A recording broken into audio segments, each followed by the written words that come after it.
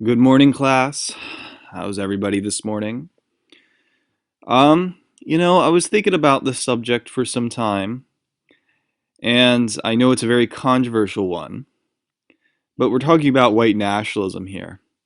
So, what is the contradiction between white women and the scene that they're involved in, white nationalism? It seems like white nationalism would be a men's game, and to be a part of white nationalism, you need to be white. And the best I can describe this is kind of a subcultural feedback loop that in a way that men and women join together in a bond is when they have some type of interest. And for this, I guess it's white nationalism, how vague of that definition is. But this subject came about to me because I have a lot of critics and a lot of haters, and this is public information. There was a particular user who's public on Facebook by the name of a moondog, and it's pretending they like the Branch Davidians, but they're saying Blanche Davidians. Well, this individual who I found out is a woman called me a joke, and predominantly I was really confused and upset because I get a lot of haters most of the time. And this person lives in the same state as I am in Pennsylvania, and this person's a devout Christian. And to myself, I was confused because a while back I would talk to this individual, and she was kind of basically an e-girl, and the pictures came together, and it all made sense. And I rebutted, and they were talking shit behind my back again. So you can pause the video and read my dialogue, but the thing here right now is that women will bicker and betray you, even though as a man you do what you want. And I don't see this as any form of rationality or any form of joining on one side. Again, you are in a movement of people who associate this individual is associating with cryptic, almost neo-Nazi type of ideologies and whatnot. I soon went to the Telegram chat that my friends have, and one of my friend who I disguised as a different name told me that alt-right girls have no choice but to be mommies because the men on the right apparently took the anti-feminism thing way too seriously and want women stuck in the kitchen. By yours truly, Netrunner Mole. And that has got me thinking about how when women enter strange things, whether it's from white nationalism to communism, always they look in terms of the subcultural.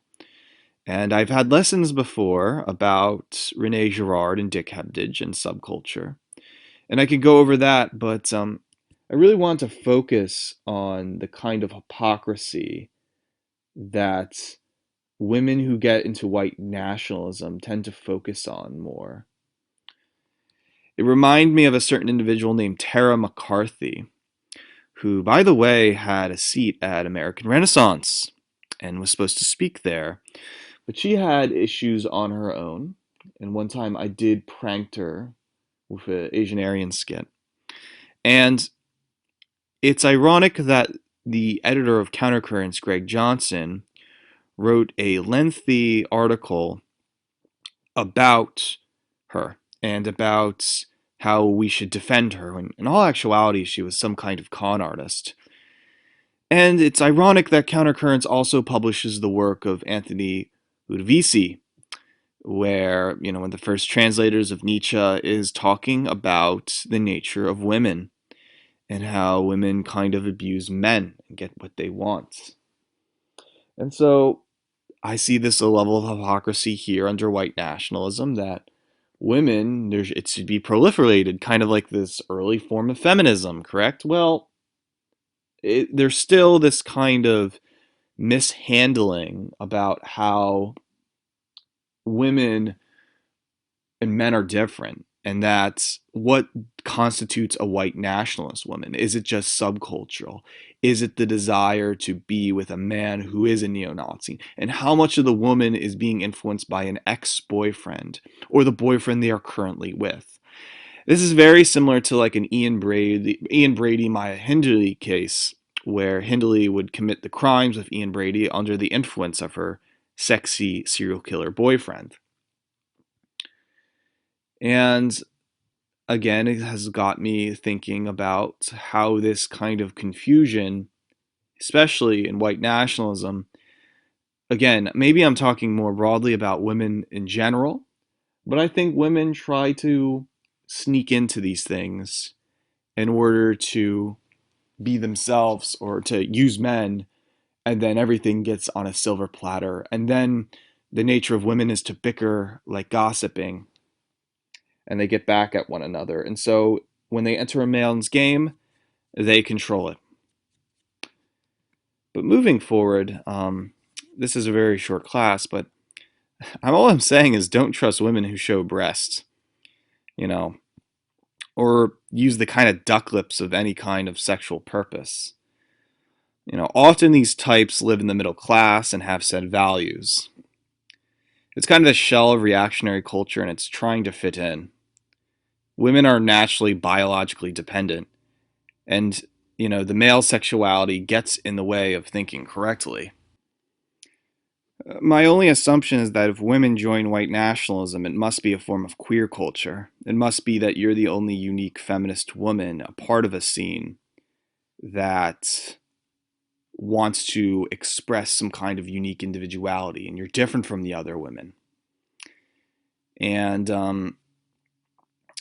do we celebrate the fact that a woman is a minority in an obsessoric scene, or is it more of the woman's nature to overcome men and validate man's existence, while women play safeguard to who's the right man, who's the wrong man?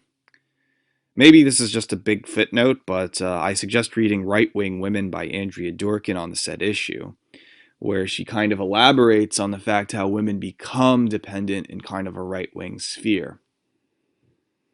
So I just want to conclude this by saying that it's really hard to trust women in general in any subcultural movement without this kind of e-girl sexual needing or something, or that they're trying to talk big like the men.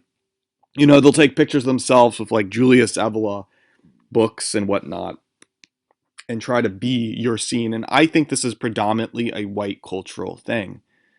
And so for women to bicker back at you, you as a man is doing something correctly. And that's my advice to most young men is don't listen to what women have to say. You do you, and let women hate you when you know what's right for a man's free will.